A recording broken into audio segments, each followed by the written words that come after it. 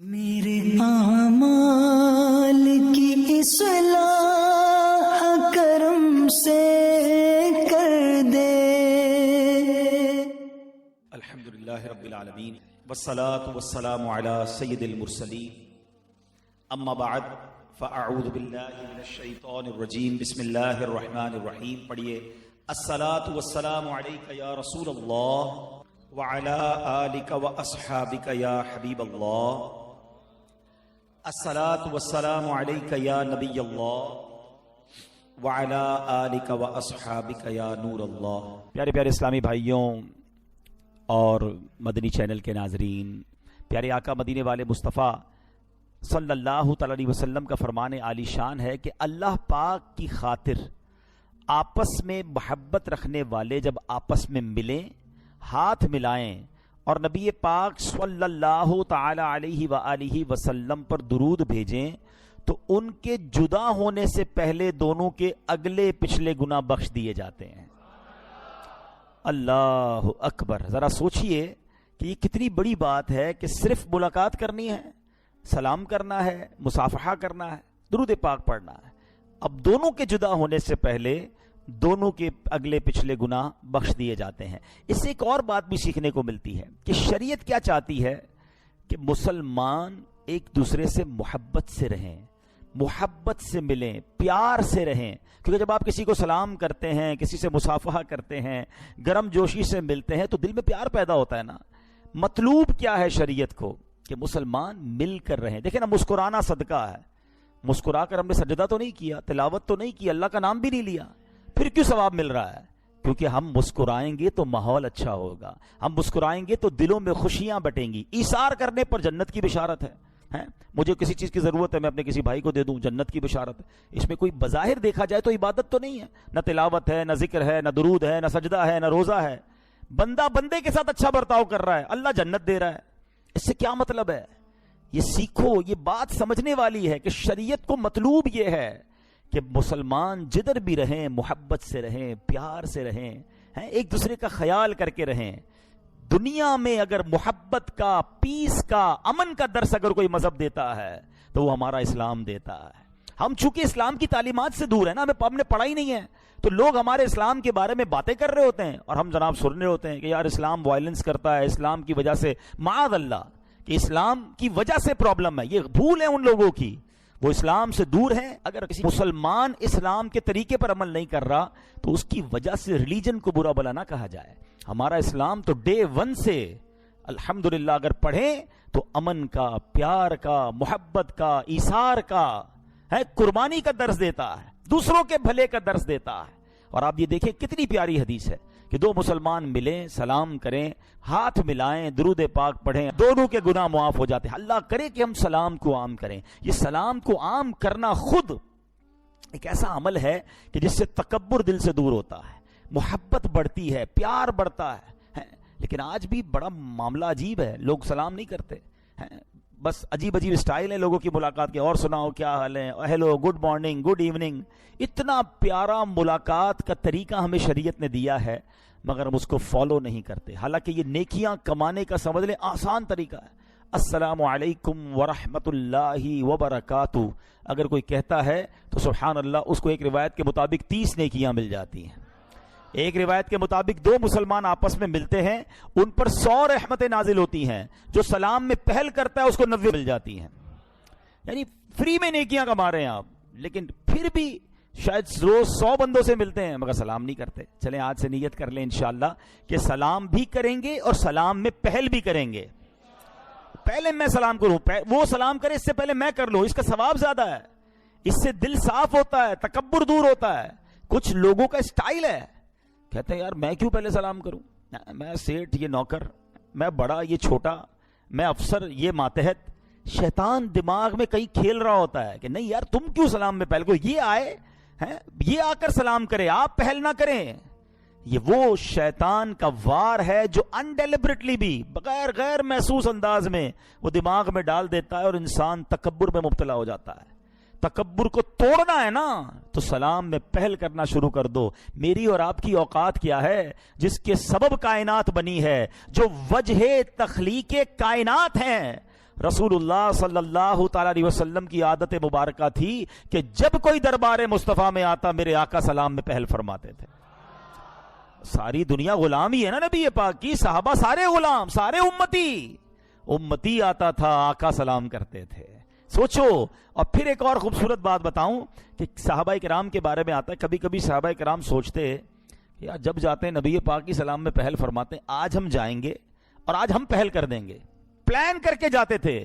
کہتے ہیں ہم پلان کر کے جاتے تھے مگر اس سے پہلے کہ ہم سلام کرتے نبی پاک کی سلام ارشاد فرماتے تھے. اور ایمان افروز بات سننی ہے اور ایمان تازہ کر دوں آپ کا. ہاں مزہ آ جائے تو شکرانے میں 3 دن مدنی قافلے کی نیت کر لینا. ہاں ایسی بات کرنے جا رہا ہوں کہ انشاءاللہ کہتے ہیں نا مزہ نہ آئے تو پیسے واپس. ہائے ہائے.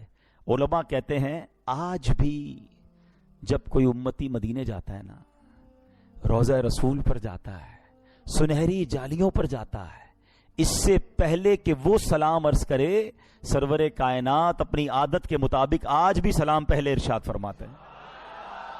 آئے ہائے, یہ ہے مدینہ. کیوں نہ ترسے ہم مدینے جانے کو, کیوں نہ جائیں روضہ رسول پر. ارے جہاں سرکار خود سلامتی کی دعا دے دے امتی کے تو وارے نیارے ہو جائیں گے نا. مگر یہاں ہمارے لیے بڑی, جس کو کہتے ہیں نا چوٹ ہے, کہ وہ کونین کے والی ہو کر سارے غلاموں کو سلام میں پہل کریں اور ہم امتی ہو کر گناہگار ہو کر سلام میں سستی کریں. آؤ نیت کر لو, انشاءاللہ جس کو جانتے ہیں جس کو نہیں جانتے سب کو انشاءاللہ سلام کریں گے اور سلام میں پہل بھی کریں گے انشاءاللہ. اب ذرا سلام سیکھ بھی لو, یہ بھی بڑا پرابلم ہے, سلام کرنا بھی نہیں آتا. ہاں سلام کی تلفظ ہی ٹھیک نہیں ہے. السلام علیکم, السلام علیکم, یہ سلام نہیں ہے, بلکہ بعض اوقات تو اس کے میننگ ہی آؤٹ ہو جاتے ہیں. سلام کیا ہے؟ السلام علیکم ورحمۃ اللہ وبرکاتہ. مل کر پڑھ لو. جواب کیا ہے؟ وعلیکم السلام ورحمۃ اللہ وبرکاتہ. دوہرا لیں. ماشاءاللہ. اچھا اب اس کے آگے اور کچھ نہیں ہے. اب کچھ لوگ یا تو سلام کرتے نہیں, اور کرتے ہیں تو اتنا لمبا کرتے ہیں, جنت المقام, دوزخ الحرام, پتہ نہیں کیا کیا آگے ملا رہے ہوتے ہیں. وہ جتنا کرنا ہے اتنا ہی کر لو بھائی, جو شریعت نے حکم دیا ہے. اور بہت ساری چیزیں پڑھنے والی, درود شریف پڑھو نا, ملاقات کر کے درود شریف پڑھیں. تو جتنا ہمیں بتایا گیا ہے اس کے بعد ایڈیشن نہ کریں. تو انشاءاللہ میں بھی نیت کروں, آپ بھی نیت کریں, سلام کو بھی عام کریں گے اور کثرت سے درود پاک بھی پڑھیں گے انشاءاللہ. رب کے پیارے کلام قرآن مجید فرقان حمید میں بڑے کمال کے اور بڑے عبرت انگیز واقعات ہیں. ہلا دیتے ہیں, اگر بندہ غور سے پڑھے تو پتہ چلتا ہے کہ پچھلی قوموں نے کیا کیا مسٹیکس کی, کیا کیا غلطیاں کی, اور ان غلطیوں پر ان پر کیسے کیسے عذاب آئے, ان کو کیا کیا پنشمنٹس ہوئیں.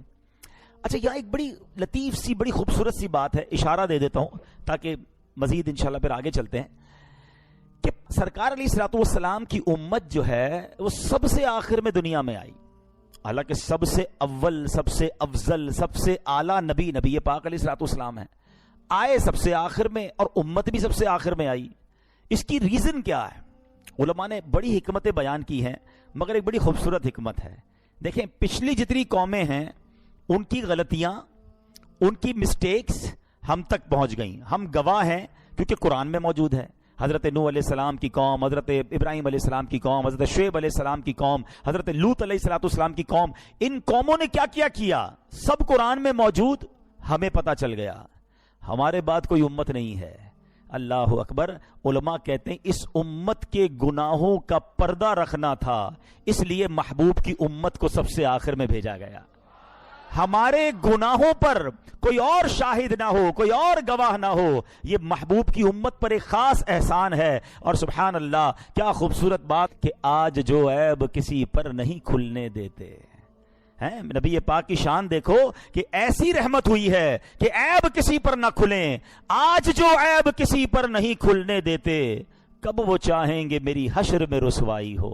انشاءاللہ وہاں بھی عیبوں پر وہ پردہ ڈالیں گے. لیکن میرے پیارے اسلامی بھائیوں, پچھلی قوموں کے واقعات, دیر از اے بگ سبجیکٹ, ہمیں پڑھنا ہے, سمجھنا ہے, اور اپنی ذات میں ان غلطیوں سے بھی تو بچنا ہے نا.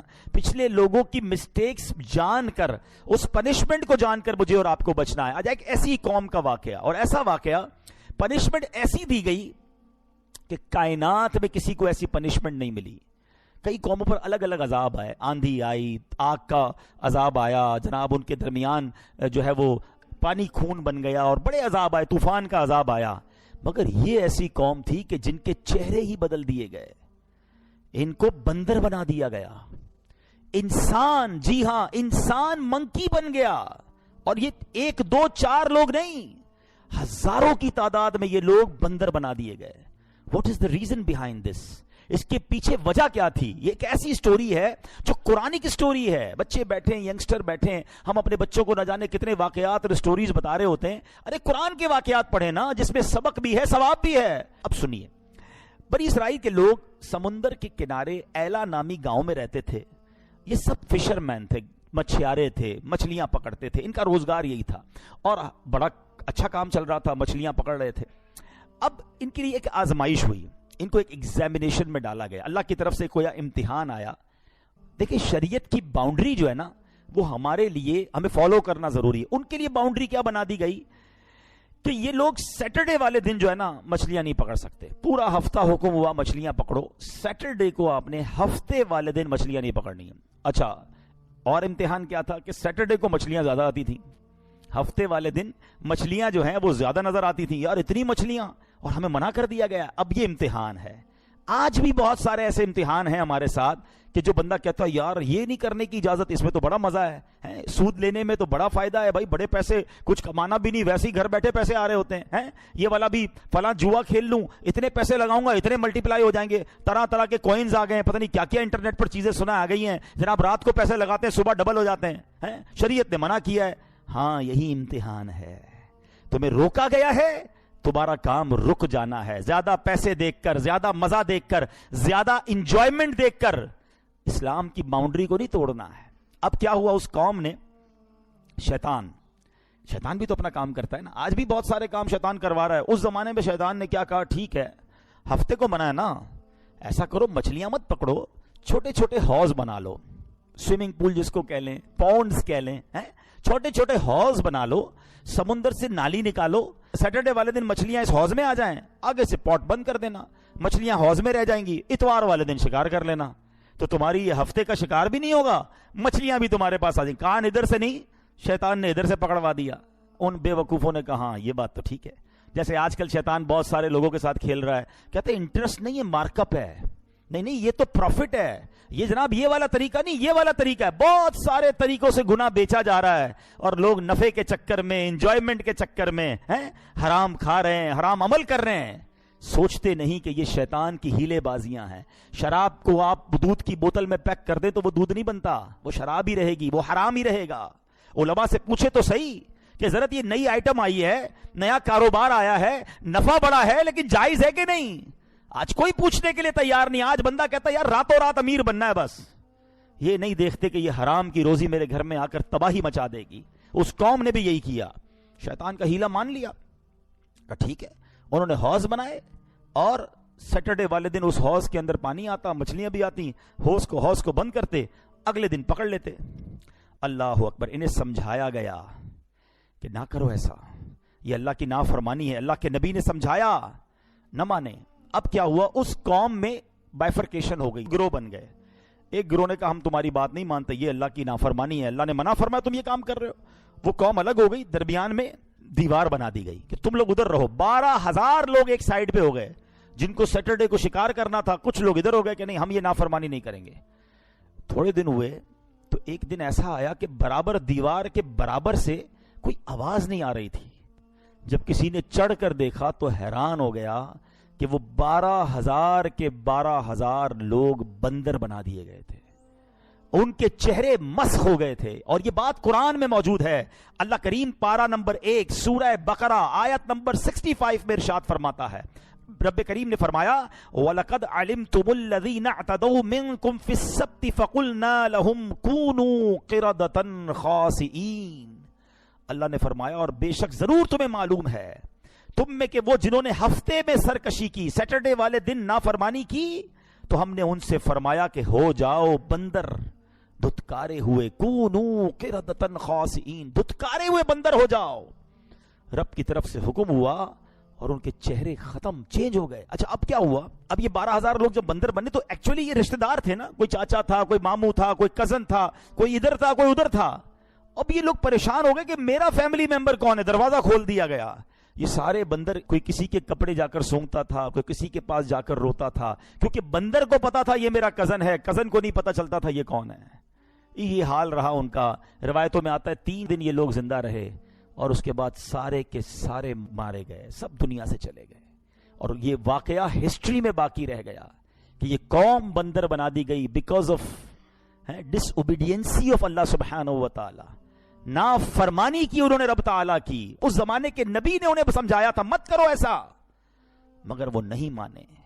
اے میرے پیارے اسلامی بھائیوں, یہ ہے اللہ کی نافرمانی کا انجام. آج لوگ کہتے ہیں یار کچھ نہیں ہوتا بھائی. معاذ اللہ, شیطان 2 طریقے سے کھیلتا ہے.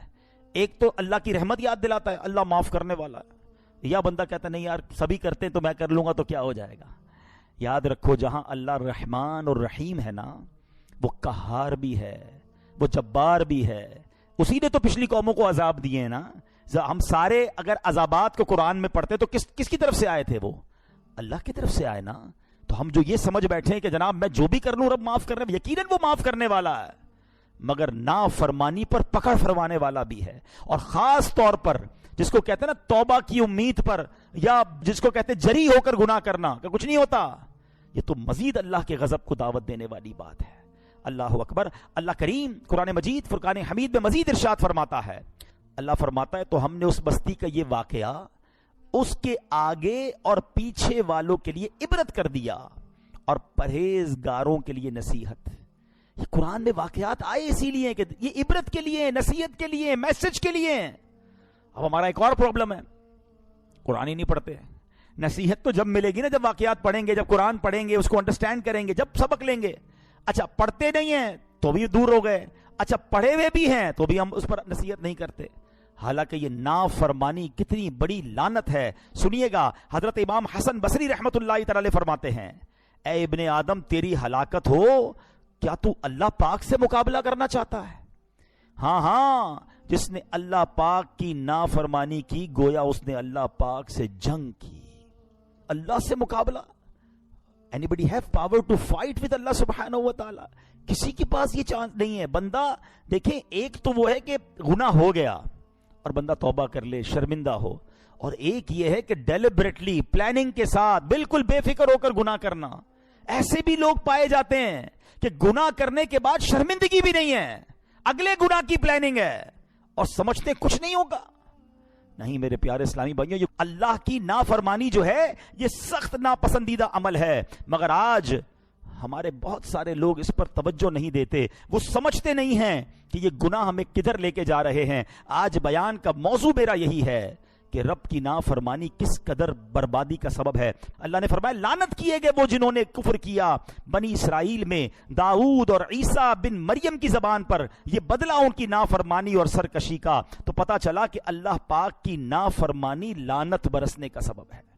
لعنت برستی ہے ان لوگوں پر. اب سنیے گا, یاد رکھیے, حضرت وہب رحمت اللہ تعالی سے روایت ہے, اللہ پاک نے انبیاء بنی اسرائیل میں کسی نبی کی طرف وحی فرمائی کہ بندہ جب میری اطاعت کرتا ہے نا, مبارک ہو جو نماز پڑھتے ہیں, مبارک ہو جو روزہ رکھتے ہیں, مبارک ہو جو تلاوت کرتے ہیں, جو اچھے کام کرتے, سنو آپ کو کیا انعام ملتا ہے, چھوڑنا نہیں نیکیاں. فرمایا بندہ جب میری اطاعت کرتا ہے تو میں اس سے راضی ہو جاتا ہوں, اور جب راضی ہو جاتا ہوں تو اسے برکتیں عطا فرماتا ہوں, اور جب بندہ میری نافرمانی کرتا ہے تو میں اس سے ناراض ہو جاتا ہوں, اور جب میں اس سے ناراض ہو جاتا ہوں تو اس پر لعنت برساتا ہوں, اور میری لعنت اس کی 7 پشتوں تک پہنچتی ہے. یہ زیادہ خطرناک بات ہے کہ ہمارے برے اعمال, ہماری اللہ کی نافرمانی, یہ ہماری نسلوں کے لیے بھی بہت نقصان دہ ہے. انسان کی نیکی جو ہے وہ اس کی نسلوں کے لیے فائدے کا باعث بنتی ہے. تو اے میرے پیارے اسلامی بھائیوں, بہت گناہ کر لیے, بڑی نافرمانیاں کر لیں, اب اللہ کی رضا والے کام کرنے ہیں اور زندگی ایسے گزارنی ہے جو رب کی نافرمانی میں نہ گزرے. ذرا سوچے نا, پچھلی قوموں میں کیا کیا غلطیاں کی تھی ہیں. ان کے وہ گناہ کرتے تھے اور اس کے بہانے گھڑ لیتے تھے. سود کو منافع یعنی پروفٹ کہتے تھے, بے حیائی کو جدت کا نام. آج بھی ایسے لوگ ہیں کہتے نہیں جناب یہ تو ماڈرن لائف ہے, حیا پردہ جو ہے وہ دل میں ہونا چاہیے, اور بے پردگی کو فروغ دے رہے ہیں, بے حیائی کو فروغ دے رہے ہیں. کوئی کرتا ہے بے پردگی نہیں ہے جناب یہ تو فیشن ہے. کبھی سوچیں وہ لوگ کہ تم کس کی نافرمان. موسیقی کو معاذ اللہ روح کی غذا کہتے ہیں. بندے کو کس طرح پروموٹ کر رہے ہیں کہ نہیں کچھ نہیں ہوتا. آپ سوچیں آج لوگوں کو تم منا لو گے, لوگوں کو چکنی چپڑی باتوں میں منا لو گے, نہیں بھائی میں انٹرسٹ کا کام نہیں کرتا, میں تو ذرا ہمارا کوئی اور طریقہ ہے, دنیا کو منا لو گے, اللہ کی بارگاہ میں پیش نہیں ہونا ہے. ادھر کیا جواب دیں گے؟ ذرا سوچئے. گناہ آخر گناہ ہے, اور جب رب ناراض ہوتا ہے تو بندہ برباد ہو جاتا ہے. اچھا, اب پچھلی قوموں کے بارے میں آپ کو ایک سمری پیش کرتا ہوں, ذرا غور سے سنیے گا. قوم عاد. آج لوگ کہتے ہیں یار ہمارا بڑا نام ہے, بڑی طاقت ہے, بڑا خاندان ہے, بڑی سورس ہے. میں آپ کو ذرا پچھلی قوموں کی ایک سمری پیش کرتا ہوں, قرآن سے پیش کرتا ہوں. قوم عاد یہ کون سی قوم تھی؟ اتنے لمبے لمبے قد تھے, اوہو بڑے طاقتور. اللہ پاک نے مال و دولت سے بھی بڑا نوازا تھا. حضرت ہود علیہ السلام نے ان کو اللہ کی طرف بلایا, نہیں مانے, گناہوں پر باقی رہے, ضدی تھے. اب کیسا قہر آیا کہ آندھی کا عذاب بھیجا گیا. اتنی خشک اور سخت آندھی تھی کہ زمین سے اکھیڑ دیا گیا, سر کے بل گر جاتے, ٹکڑے ٹکڑے ہو گئے. قوم سمود آئی, یہ فن تعمیر کی ماہر تھی, ان کو بھی بڑی نعمتوں سے اللہ نے نوازا, بڑا مال و دولت تھا. حضرت صالح علیہ السلام نے سمجھایا, اونٹنی بھی پہاڑ سے نکال کے دکھا دی, ایمان نہیں لائے. پھر کیا ہوا؟ شدید زلزلہ آیا, یہ قوم بھی دنیا سے غائب ہو گئی, تباہ و برباد ہو گئی. نمرود کیسا رعب تھا, کیسا دبدبا تھا, تخت و تاج اللہ نے عطا کیا ہے, اتنا بڑا اس کو سلطنت ملی, مگر خدائی کا دعویٰ کرنے لگ گیا, نافرمان ہو گیا. اس کا حال کیا ہوا کہ مچھر کے ذریعے اسے ہلاک و برباد کر دیا گیا. فرعون, اس کی طاقت کا اندازہ کو خدا کہتا تھا اپنے آپ کو, اتنے بڑے بڑے فوجی تھے, اتنا بڑا بڑا لشکر تھا. آج کون ہے جو فرعون کا نام لینے والا ہے؟ میں اور آپ کچھ بھی نہیں ہے, ہماری کوئی اوقات نہیں ہے. بڑے بڑے کرنوفر والے لوگ آئے ہیں جنہوں نے مقابلہ کیا اللہ سے, ہیں بڑے بے باک تھے, اپنے گناہ پر ڈٹے رہے اور سمجھتے تھے کوئی ہمارا کچھ نہیں بگاڑ سکتا. ان کی داستان بھی باقی نہیں رہی ہے. تو ہمیں سوچنا ہے کہ اگر رب ہم میں سے کسی سے ناراض ہو گیا نا, تو پھر دنیا کی کوئی طاقت بچا نہیں سکے گی, کوئی سورس, کوئی عہدہ, کوئی رابطہ, کوئی پیسہ, کوئی سپورٹ. یاد رکھنا, جس سے رب راضی اس سے سب راضی. رب ناراض ہو گیا نا, پھر ساری دنیا ملا لو اپنے ساتھ, ہاں پھر اللہ کی پکڑ بڑی شدید ہے, اس کا عذاب بڑا شدید ہے. یاد رکھیے میرے پیارے اسلامی بھائیوں, آج جو ہے نا یہ ہم سمجھتے ہیں کہ یہ پہلے کے لوگوں کے ساتھ تو عذاب آتا تھا, ہم پر نہیں آتا. یہ مہربانی ہے نبی پاک علیہ السلام کی کہ ہم پر اجتماعی عذاب نہیں آتا. مگر ایک چیز ہو رہی ہے ہمارے ساتھ, وہ کیا ہے؟ جاؤ میں آپ کو بتاتا ہوں. اللہ اکبر. یاد رکھیے گا, علماء فرماتے ہیں کہ پہلے کے لوگوں کے عذاب میں جسم بدل دیے جاتے تھے, ان کے چہرے بدل جاتے تھے. آج اس امت کا عذاب یہ ہے کہ ان کے دل بدل دیے جاتے ہیں. ہاں یہ یاد رکھنا. اور قرآن میں رب نے فرمایا وَنُقَلِّبُ أَفْئِدَتَهُمْ وَأَبْصَارَهُمْ, اللہ فرماتا ہم پھیر دیتے ہیں ان کے دلوں اور آنکھوں کو. حکیم الامت مفتی احمد یار خان نعیمی رحمت اللہ تعالی علیہ یہ آیت ذکر کرنے کے بعد فرماتے ہیں کہ وہ دل بگڑنے کی 3 نشانیاں کیا ہیں. ہمیں کیسے پتہ چلے ہمارا دل بگڑ گیا ہے؟ اب 3 نشانیاں سنو اور ڈر جاؤ. آپ فرماتے ہیں جس کا دل بدل جاتا ہے نا, اس کے اندر 3 چیزیں آ جاتی ہیں. نمبر 1, اس کو اطاعت میں لذت نہیں ملتی ہے, یعنی عبادت میں مزہ نہیں آتا. نماز پڑھے گا تو بور فیل کرے گا, قرآن پڑھے گا تو نیند آنے لگے گی, اجتماع میں آئے گا تو بھاگنے کا جی چاہے گا, ذرا محفل کی طرف کسی نیک کام کی طرف بلاؤ اس کو مزہ ہی نہیں آئے گا, اس کو لگے گا میں قید ہو گیا ہوں, میں پکڑا گیا ہوں, میں پھنس گیا ہوں. اگر میرا کوئی بھائی ایسا ہے, پلیز ٹرائی ٹو ریئلائز یہ بیماری ہے اور بڑی خطرناک ہے کہ میں, اچھا اب دل کس نے بنایا ہے ذرا مجھے بتائیے گا؟ اللہ نے بنایا, اور میرے دل کو اللہ کی یاد میں مزہ نہیں آ رہا, اس کا مطلب کیا ہوا؟ حالانکہ دلوں کا سکون رب نے خود قرآن میں فرمایا ہے, الا بذکر اللہ تطمئن القلوب, اللہ کے ذکر میں دلوں کا چین ہے. جب رب نے دل بنایا اور رب فرما رہا ہے دلوں کا چین میرے ذکر میں ہے, مجھے کیوں نہیں مزہ آ رہا؟ کہیں دل بدل تو نہیں گیا, کہیں دل پلٹ تو نہیں گیا؟ یہ وہ عذاب ہے جس کے بارے میں لوگ نہیں سوچ رہے. آؤ دوسری بات کی طرف. وہ فرماتے 3 نشانیاں دل چیک کر لو اگر دل بگڑنے کی. مفتی احمد یار خان نعیمی فرما رہے ہیں, فرماتے ہیں دوسرا, گناہ سے خوف نہ کرنا. گناہ کرے اور خوف بھی نہ آئے. ارے باپ رے باپ, ایسے ایسے لوگ ہیں جو گناہ کرتے ہیں جیسے مزے کر رہے ہیں, گناہ کی فکر ہی نہیں ہے, ماتھے پر بل نہیں آتا. بلکہ کہتے نا پہلے کے لوگ گناہ کر کے روتے تھے رات میں, یا اللہ گناہ ہو گیا. اب گناہ کر کے شیئر کرتے ہیں کہ رات میں نے یہ بدکاری کی, جوا کھیلا, حرام چیز دیکھی ہے, اب تم بھی دیکھو. دوستوں میں بیٹھ کر بتاتے ہیں.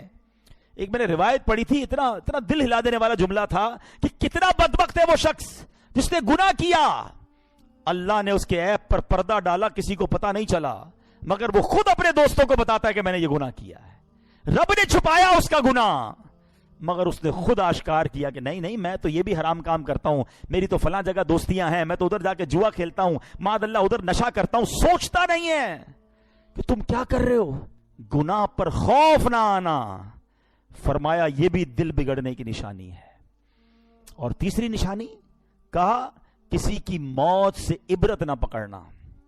ہائے ہائے ہائے, یہ تو واقعی ایسا معاملہ ہے کہ آئے دن جنازے ہو رہے ہیں, آئے دن ہم قبرستان جاتے ہیں. کووڈ کے زمانے میں تو کیسے کیسے لوگ چلے گئے, اور آج بھی روز جا رہے ہیں.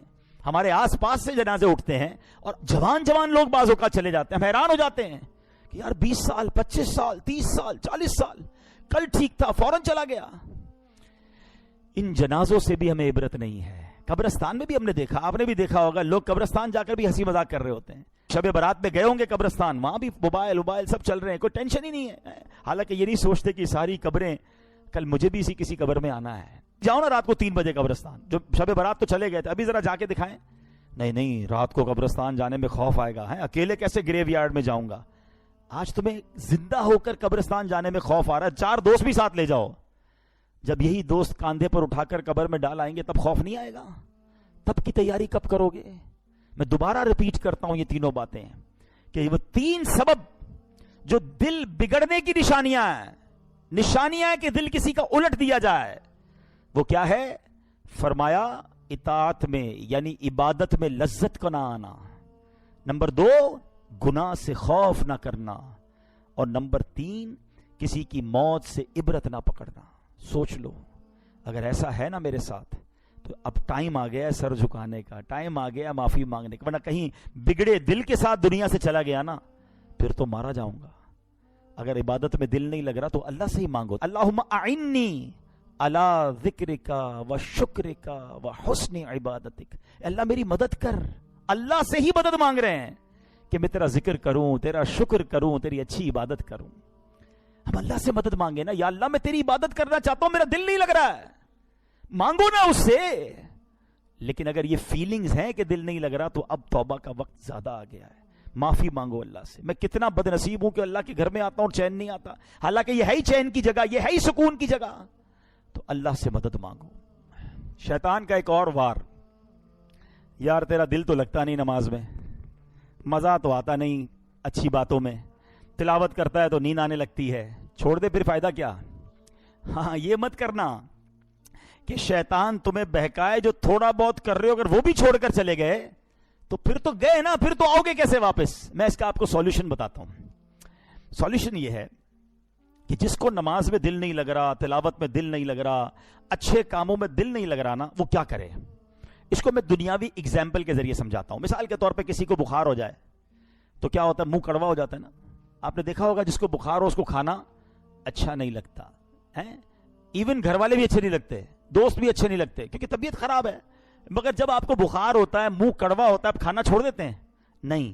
آپ کیا کہتے ہیں, یار ابھی طبیعت خراب ہے, 3-4 دن رہے گی, کھانا کھاؤ جیسا بھی لگ رہا ہے, تھوڑے دنوں کے بعد جب میری طبیعت ٹھیک ہو جائے گی تو کھانا بھی اچھا لگنے لگے گا, فیملی بھی اچھی لگنے لگے گی, ماحول بھی اچھا لگنے لگے گا. ایسا ہی ہے نا, کیونکہ ہمیں یہ پتا ہے جب بھی بخار آئے گا, بیمار ہوں گے تو چند دنوں کے لیے سب چیزیں بری لگ رہی ہیں.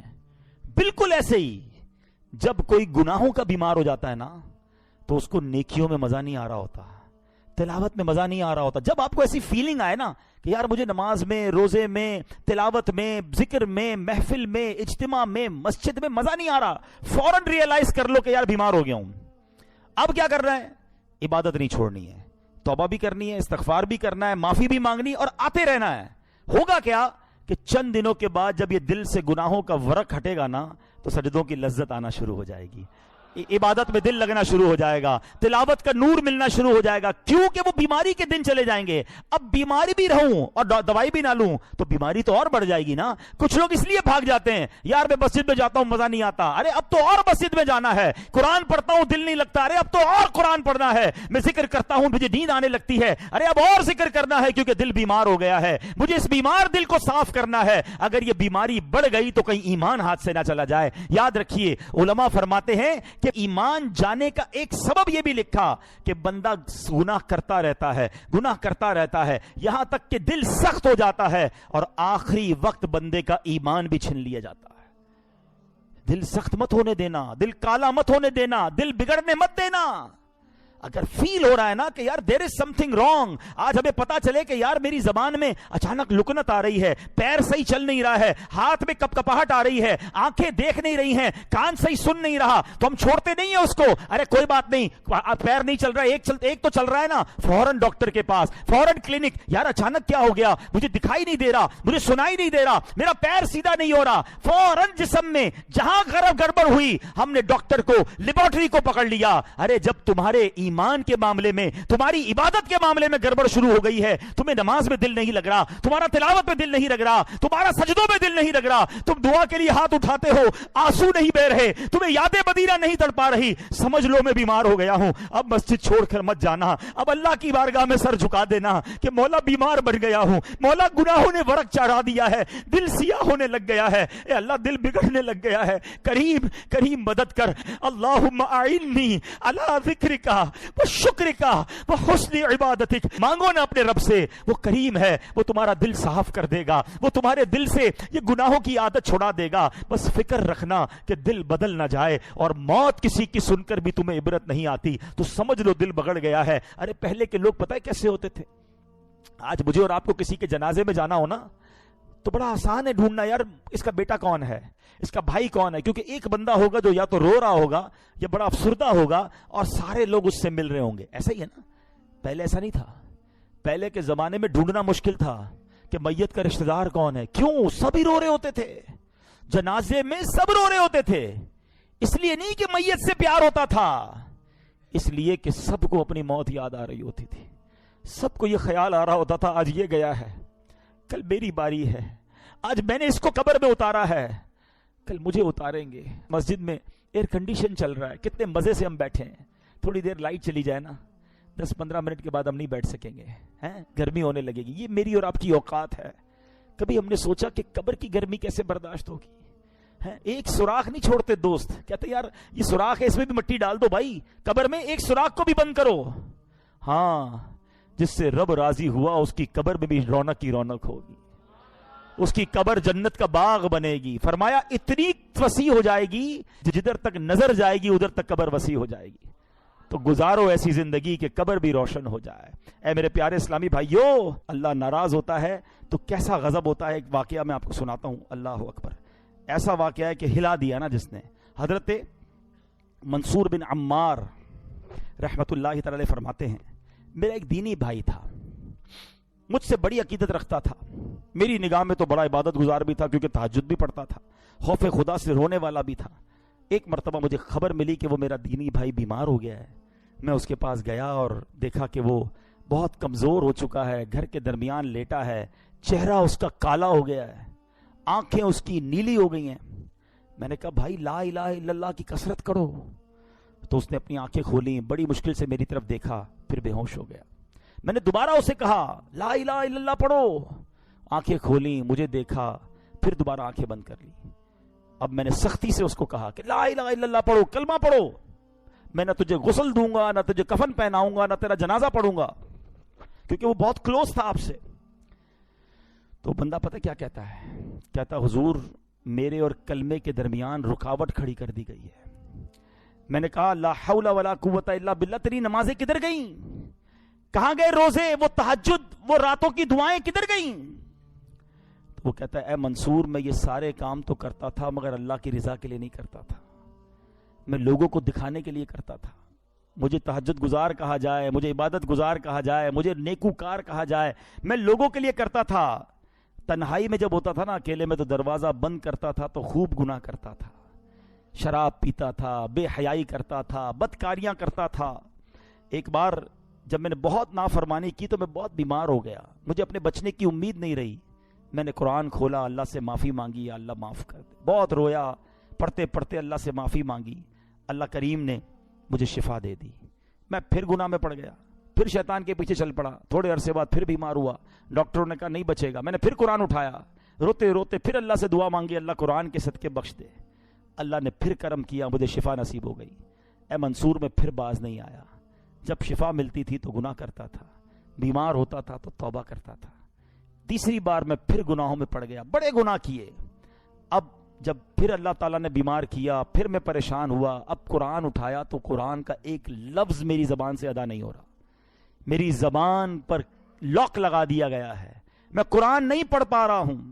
اللہ کی بارگاہ میں نے کہا یا اللہ تو مجھ سے سخت ناراض ہے، اے اللہ مجھے معاف کر دے.